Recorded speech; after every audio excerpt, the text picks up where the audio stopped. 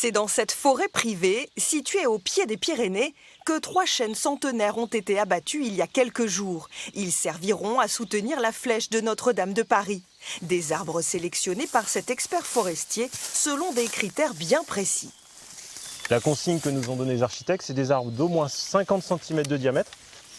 Les autres critères, ce sont la rectitude. Ce qui est très important, c'est d'avoir un sens des veines du bois le plus droit possible pour que la poutre, à terme, ou la pièce de bois ne travaille pas trop. Ensuite, il y a un critère de bois sans nœud, donc sans branches basses, sur au moins 7 mètres de long. La forêt de Campuzan est connue pour la qualité de ses chênes depuis le XVIIe siècle. Fier de son patrimoine, son propriétaire actuel n'a pas hésité à faire don de ces 3 arbres. Il y a une part de fierté, bien sûr, oui. D'autant qu'on parle de sujets qui sont très anciens. Là, on a des arbres qui vont partir pour Notre-Dame. Ce sont des arbres qui ont 120, 130, 140 ans. Donc, c'est pas anodin, je veux dire. C'est pas quelque chose qui est sorti de terre cette année.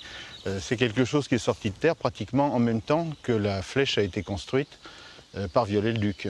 La flèche qui a été détruite en 2019. L'engouement autour de ces chênes est tel que l'évêque de Tarbes-Lourdes est même venu bénir les arbres avant leur départ.